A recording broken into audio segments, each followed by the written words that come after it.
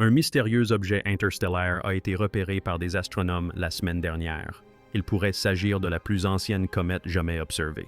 Le 6 août 2025, la NASA a pris une décision qui a stupéfié le monde scientifique. Le télescope spatial James Webb, conçu pour étudier les premières galaxies et rechercher des exoplanètes, a été contraint d'interrompre brutalement sa mission principale. Webb n'a jamais été conçu pour traquer les visiteurs interstellaires. Pourtant, un objet n'a laissé aucune autre option à la NASA, 3 Atlas. Au premier abord, il ressemblait à une simple comète errante. Mais il a ensuite commencé à émettre des signaux qui ont bouleversé toutes les prévisions. Sa lumière, ses mouvements et sa composition chimique avaient quelque chose de si étrange que la NASA a risqué des années de recherche pour le suivre.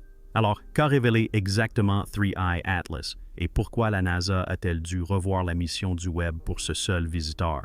Le télescope spatial James Webb a été construit pour étudier les galaxies, les étoiles et les planètes situées à des milliards d'années-lumière, et non pour poursuivre les comètes qui traversent notre système solaire. Son programme est établi des mois à l'avance, chaque observation étant soigneusement débattue et mise en balance avec les coûts de carburant et les priorités scientifiques. Modifier ce programme revient à réécrire les règles d'un immense orchestre. Pourtant, le 6 août 2025, la sonde Webb a rompu avec la tradition. Pour la première fois depuis son lancement, ses contrôleurs ont ordonné une intervention d'urgence complète afin de capturer une cible mobile unique, le mystérieux objet interstellaire connu sous le nom de 3 Atlas. Normalement, toute modification du plan d'observation de Webb doit être approuvée par des comités de scientifiques qui évaluent les risques et les avantages. Ce processus peut prendre des semaines, voire des mois. Mais avec 3D Atlas, il n'y avait pas de temps à perdre.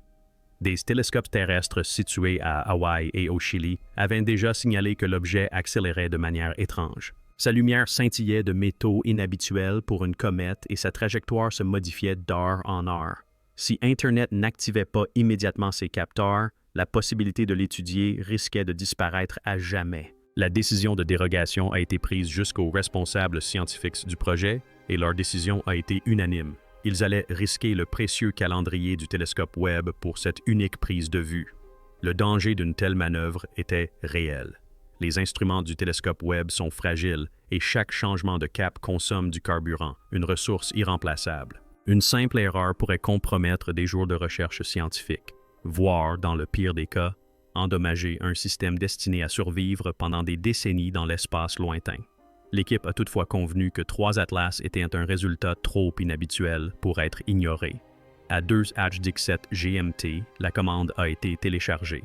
Le réseau pivota, ses miroirs bourdonnants tandis qu'il s'alignait sur de nouvelles coordonnées, tandis que tous les regards dans la salle de contrôle se rivaient sur le flux de télémétrie. Les premières images reçues étaient des clichés grossiers, non calibrés. Mais même celles-ci racontaient une histoire bouleversante. Sur le fond noir de l'espace, le noyau de la comète brillait bien plus intensément que prévu. En quelques minutes, le spectrographe commença à transmettre des données confirmant les observations des télescopes terrestres. Le dioxyde de carbone dominait le spectre à des niveaux jamais enregistrés auparavant. La queue s'étira d'une finesse anormale, presque fantomatique, tandis que des lignes nickelées apparurent avec une netteté qui dissipa tout doute. L'atmosphère dans la salle de contrôle passa de l'excitation à un silence stupéfait. La manœuvre avait porté ses fruits et le risque encouru avait révélé quelque chose d'insoupçonné. Moins de 5 déblocages d'urgence ont eu lieu dans l'histoire du Webb et aucun n'était lié à un objet interstellaire. Celui-ci a créé un précédent. Il a démontré que même la mission la plus minutieusement planifiée peut être perturbée lorsque l'univers nous réserve une énigme. Cette décision n'était pas simplement d'ordre technique. Elle signalait un changement radical des règles de la science spatiale. La comète était en train de redéfinir les schémas établis et le télescope le plus puissant du monde avait été contraint de s'adapter. La question était désormais claire. Quel type de comète oblige le plus grand observatoire de l'humanité à abandonner sa mission habituelle? Lorsque le spectrographe de Webb s'est pointé pour la première fois sur 3 Atlas, l'équipe s'attendait à observer de la vapeur d'eau s'élever doucement de ce corps glacé.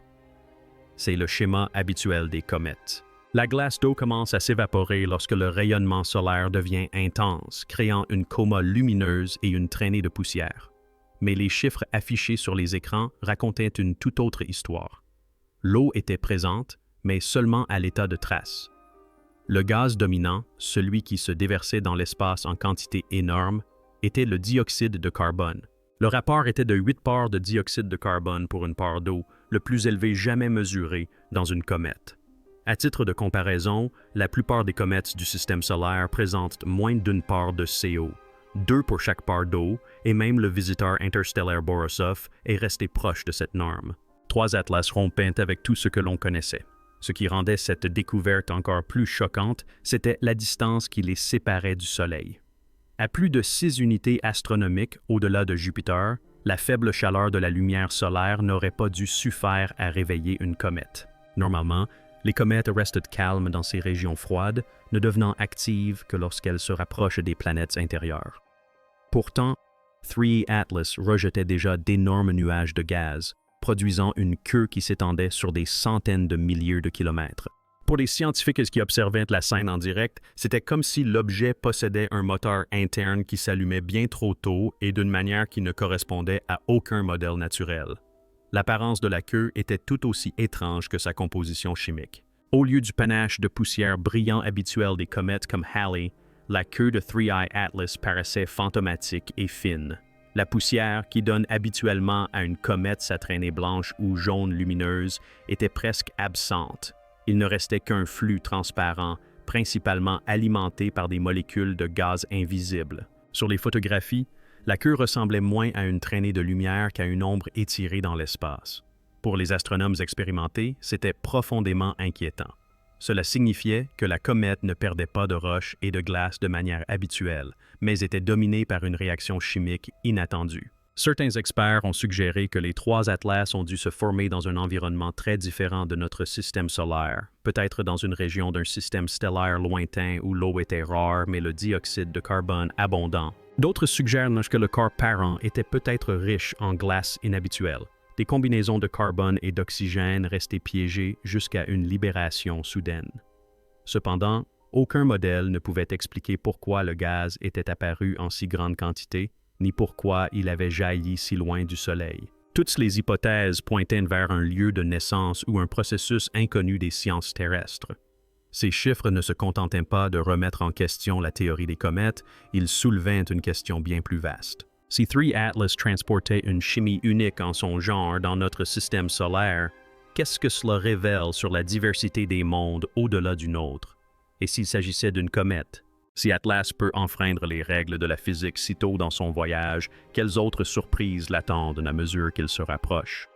Si la composition chimique de 3 Atlas avait déjà choqué les astronomes, la découverte de ces métaux fut encore plus troublante.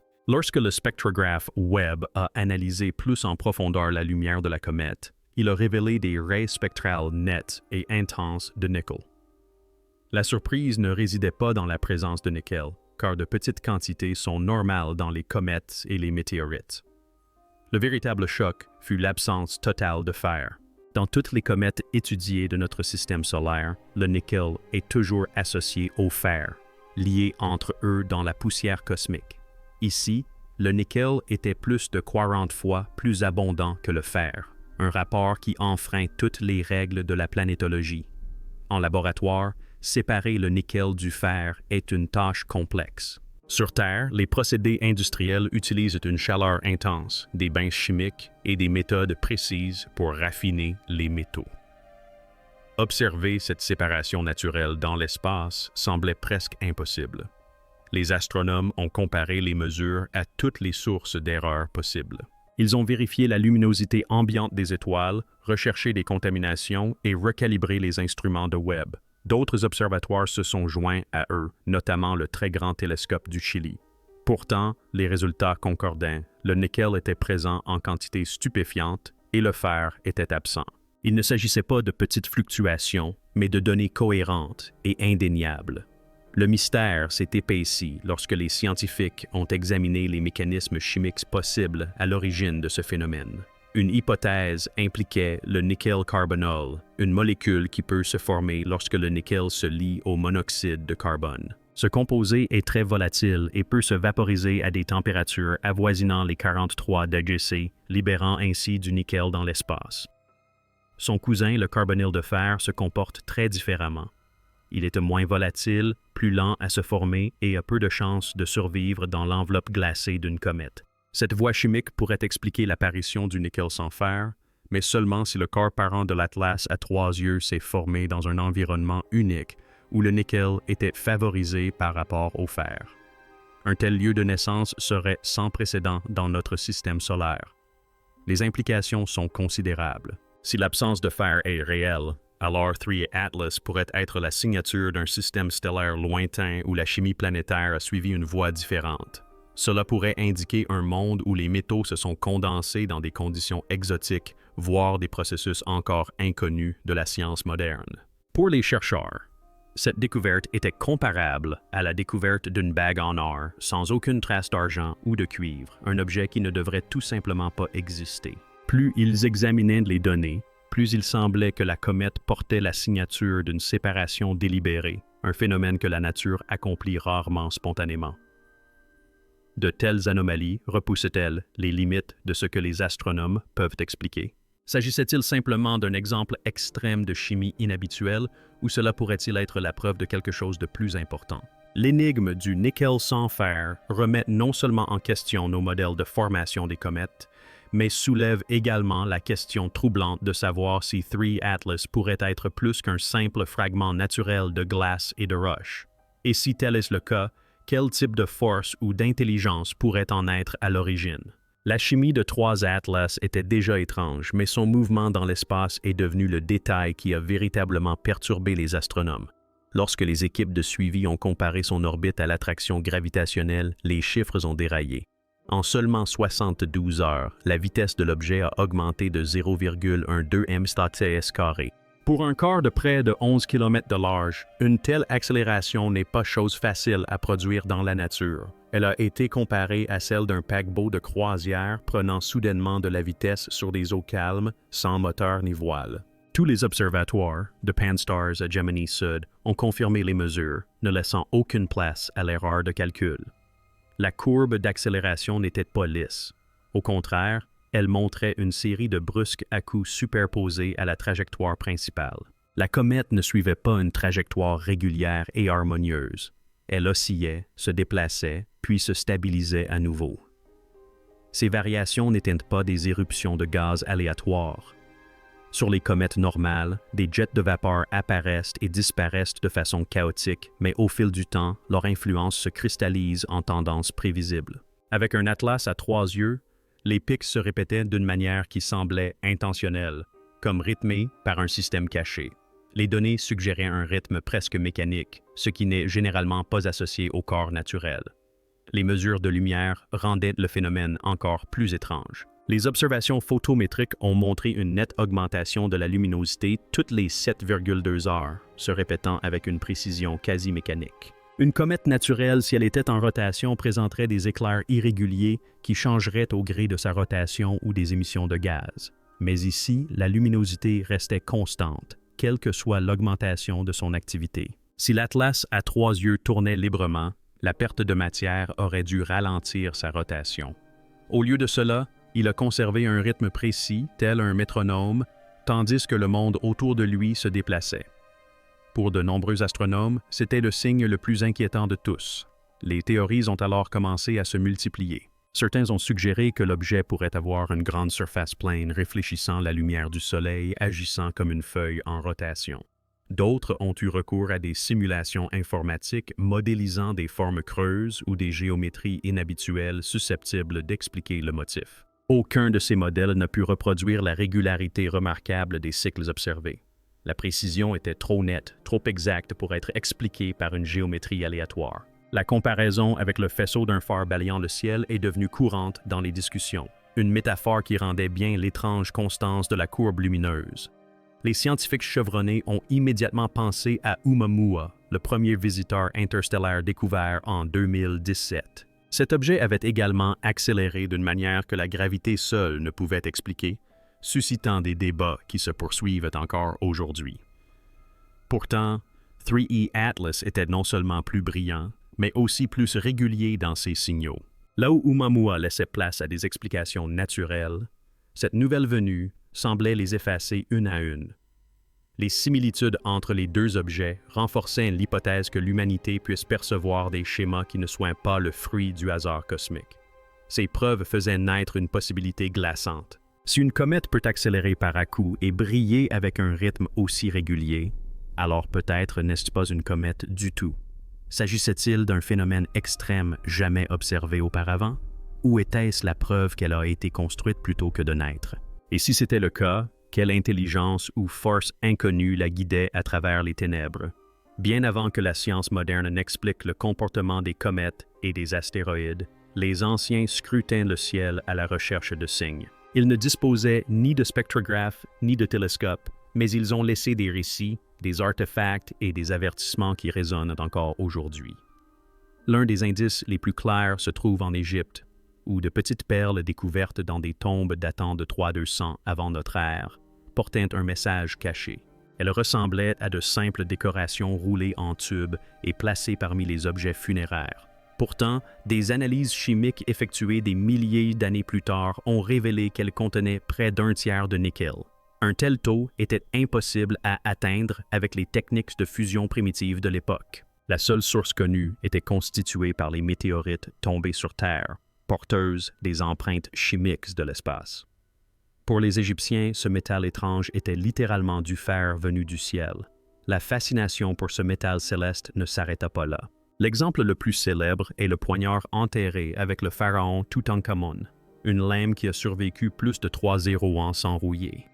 Analysée par fluorescence X, l'arme contenait environ 11% de nickel et des traces de cobalt, ce qui correspond parfaitement à la composition des météorites de fer. Pour les Égyptiens, une telle lame devait paraître divine, une arme forgée non par le feu terrestre, mais par la chute d'une étoile. Les chercheurs modernes y voient la preuve que l'humanité a toujours été façonnée par ce qui vient d'ailleurs, même lorsque les hommes ne le comprenaient pas pleinement. Les cultures mésopotamiennes partageaient ce même sentiment de crainte et d'admiration. Des tablettes d'argile de Babylone décrivent des pierres tombées du ciel, liant ces événements au destin des rois. Le mot akkadien ambebar était utilisé pour décrire le métal céleste, et il figurait dans des listes aux côtés de l'argent et de l'or, ce qui le désignait comme une substance rare et puissante. Les textes rituels avertissaient les dirigeants que le feu venu du ciel pouvait annoncer une guerre ou un désastre. Pour eux, le fer tombant du ciel n'était pas seulement une ressource, mais aussi un présage, un rappel que les forces cosmiques pouvaient bouleverser l'ordre de leur monde. Les historiens ont retrouvé la trace de ces traditions à travers différentes cultures. En Anatolie, les premiers habitants appréciaient le fer météorique et l'utilisaient pour fabriquer des armes cérémonielles. En Chine, des écrits anciens mentionnent des pierres célestes qui ont changé les dynasties. Le schéma est constant. Chaque fois que des métaux inhabituels tombaient du ciel, les sociétés les considéraient à la fois comme des dons et des menaces. Ces matériaux étaient travaillés pour fabriquer des perles, des lames et des amulettes, mais ils portaient aussi en eux une ombre de mise en garde. Les motifs de statine de Widman visibles aujourd'hui au microscope à l'intérieur du fer des météorites confirment leur origine extraterrestre. Les anciens ne pouvaient pas voir ces structures, mais ils pressentaient que cette matière n'était pas terrestre. Cette histoire résonne désormais étrangement avec le mystère des 3 Atlas. De même que les civilisations anciennes voyaient une signification dans le fer céleste, nous sommes aujourd'hui confrontés à un objet présentant une signature chimique qu'aucune comète ne devrait posséder, du nickel sans fer, des rythmes sans cause naturelle et des signaux qui résistent à toute explication. Si nos ancêtres craignaient autrefois que des métaux étranges annoncent des bouleversements, que devons-nous penser lorsque le ciel lui-même nous présente une énigme que la science ne parvient pas encore à résoudre? Lorsque les données de l'Atlas à 3 yeux se sont répandues au sein de la communauté scientifique internationale, les réactions ont été loin d'être unanimes. D'un côté, un groupe d'astronomes réputés soutenait que la comète était certes exceptionnelle, mais néanmoins naturelle. Ils suggéraient que sa composition chimique étrange pouvait s'expliquer par un environnement de naissance rare, peut-être une nébuleuse riche en carbone où le fer serait resté piégé dans des minéraux tandis que le nickel aurait formé des composés volatiles. D'autres ont proposé des modèles exotiques de dégazage, affirmant que des jets de dioxyde de carbone pourraient reproduire certaines des accélérations soudaines observées dans les données. Pour eux, l'objet était inhabituel, mais pas impossible. Cependant, un autre groupe était beaucoup moins convaincu. Parmi eux figurait Avi Loeb, l'astrophysicien de Harvard déjà connu pour avoir suggéré qu'Oumuamua pourrait être artificiel. Loeb écrivait sans embâche que séparer le nickel du fer dans l'espace nécessiterait des conditions allant au-delà de tout ce qui est actuellement connu. En laboratoire, il faut une industrie de pointe pour atteindre de tels rapports. Les trouver naturellement paraissait donc presque absurde. Il a souligné la répétitivité de la courbe lumineuse et les brusques sauts d'accélération, les décrivant comme des caractéristiques qui correspondent bien mieux à une machine qu'à une comète. Ces propos ont suscité un vif débat. Certains ont rejeté ces affirmations, tandis que d'autres reconnaissaient discrètement que les chiffres étaient préoccupants. Les discussions se sont enflammées à mesure que les forums en ligne étaient inondés d'articles et de prépublications. Certains chercheurs ont élaboré des modèles détaillés montrant comment un dégazage inhabituel pourrait en théorie expliquer l'accélération. D'autres ont rétorqué que le rythme régulier des cycles d'éclaircissement était trop précis pour un processus chaotique. Certains ont même évoqué l'hypothèse de la voile solaire, l'idée d'une fine structure réfléchissante conçue pour se déplacer grâce à la lumière des étoiles. Ce concept, autrefois cantonné à la science-fiction, apparaissait désormais dans des discussions sérieuses entre astronomes. Personne ne pouvait le prouver. Pourtant, on ne pouvait plus ignorer cette possibilité. En coulisses, la NASA et l'Observatoire européen austral ont adopté une approche prudente. Officiellement, ils ont réaffirmé la nécessité de recueillir davantage de données et mis en garde contre toute affirmation extraordinaire sans preuves extraordinaires. Cependant, des documents internes divulgués à des journalistes ont révélé que 3IE Atlas était classé comme une anomalie de haut niveau, une catégorie généralement réservée aux menaces potentielles. Cette étiquette ne signifiait pas un risque d'impact, mais reconnaissait que l'objet défiait les modèles existants. Le fait qu'il ait déclenché la procédure d'urgence du télescope James Webb montrait déjà à quel point les agences prenaient la chose au sérieux. Pour le public, la division entre les scientifiques n'a fait qu'épaissir le mystère. Sur les réseaux sociaux et dans les revues scientifiques, les débats se sont enflammés, chaque camp présentant des preuves et des contre-preuves. La comète était devenue bien plus qu'une simple curiosité astronomique. Elle symbolisait désormais les limites de la connaissance humaine. Si même les experts ne parvenaient pas à s'entendre sur son origine naturelle ou artificielle, comment les gens ordinaires pourraient-ils décider à quoi croire? Le débat laisse une question cruciale en suspense. Si 3 Atlas n'est pas qu'une simple comète, mais quelque chose de plus, quel risque sa queue étrange pourrait-elle faire courir au système fragile qui orbite autour de notre planète? Alors que les débats sur la véritable nature de 3E Atlas faisaient rage parmi les scientifiques, les ingénieurs et les analystes de la défense commencèrent à se concentrer sur un problème plus immédiat. La longue queue fantomatique de la comète n'était pas seulement un symbole de mystère, elle représentait également un danger potentiel pour la technologie moderne. Les observations ont montré que le coma était rempli de dioxyde de carbone gazeux, de particules de nickel et de traces de composés toxiques comme le cyanure.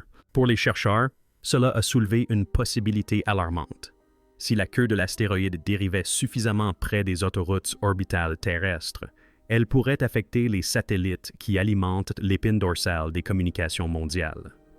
La civilisation moderne repose sur plus de 5 satellites actifs en orbite autour de la Terre.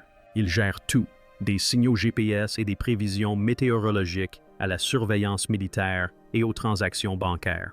Même de petites perturbations peuvent avoir de vastes conséquences. Si des nuages de poussière métallique ou de gaz chimiquement actifs provenant de 3 Atlas venaient à se répandre dans les régions proches des orbites des satellites, les conséquences pourraient être graves. Les instruments optiques pourraient être obstrués. Les lentilles pourraient être endommagées de façon permanente et les détecteurs sensibles pourraient se dérégler. Un simple voile sur un grand télescope spatial pourrait entraîner la perte de données pendant des années. Quant aux interférences avec le GPS, elles se répercuteraient sur les réseaux de transport et de défense du monde entier. Le danger ne se limitait pas à l'optique. Les flux de plasma, en particulier ceux transportant des ions métalliques, peuvent interagir avec l'électronique des satellites. Lorsque des particules chargées entrent en collision avec des circuits sensibles, elles peuvent déclencher de faux signaux, des court-circuits, voire des pannes complètes du système. Les ingénieurs ont comparé ce phénomène aux effets des tempêtes solaires, qui ont déjà provoqué des pannes de réseaux électriques sur Terre et endommagé des satellites.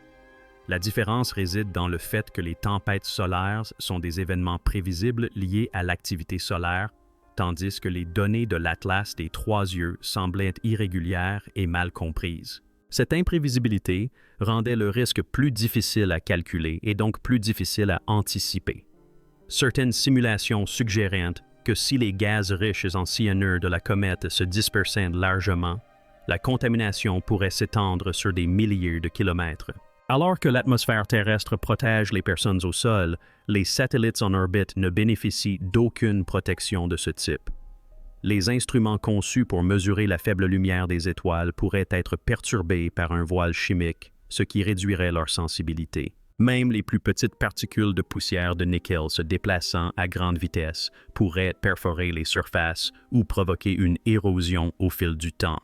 Pour les agences qui dépendent des satellites pour les prévisions météorologiques, la coordination de la défense ou le commerce international, ce scénario n'était plus seulement théorique. Le Bureau de coordination de la défense planétaire de la NASA a discrètement signalé 3I Atlas comme une anomalie majeure, non seulement en raison de son comportement inexpliqué, mais aussi à cause des risques pratiques qu'il comporte. Des rapports ont averti que des interférences avec les réseaux satellitaires pourraient avoir des répercussions en cascade sur l'ensemble des systèmes mondiaux. Une simple panne de GPS pourrait retarder le trafic aérien, perturber les voies maritimes ou affecter la préparation militaire. Dans un monde aussi dépendant des infrastructures orbitales, même une seule erreur de calcul pourrait avoir des conséquences concrètes bien au-delà de l'astronomie. La question ne se limitait plus à ce qu'était 3E Atlas, mais à ce qu'il pouvait faire. Si l'histoire de cet étrange visiteur pouvait menacer les systèmes qui font fonctionner notre monde, sommes-nous vraiment préparés à nous défendre contre des dangers venant non pas de la Terre, mais des étoiles elles-mêmes? 3 Atlas a bouleversé toutes les règles que nous pensions connaître. De sa chimie étrange et l'absence de fer à son accélération anormale et sa lumière rythmique, il pourrait s'agir d'un messager rare façonné par une physique inconnue ou bien de la première trace de technologie extraterrestre. Ce qui est certain, c'est que ce visiteur nous oblige à nous interroger sur notre place dans l'univers et sur la sécurité des systèmes dont nous dépendons. Alors, qu'en pensez-vous? 3 Atlas n'est-elle qu'une comète étrange ou pourrait-elle être un signe que nous ne sommes pas seuls? Partagez vos réflexions et suivez MindGap pour découvrir d'autres secrets qui restent à percer.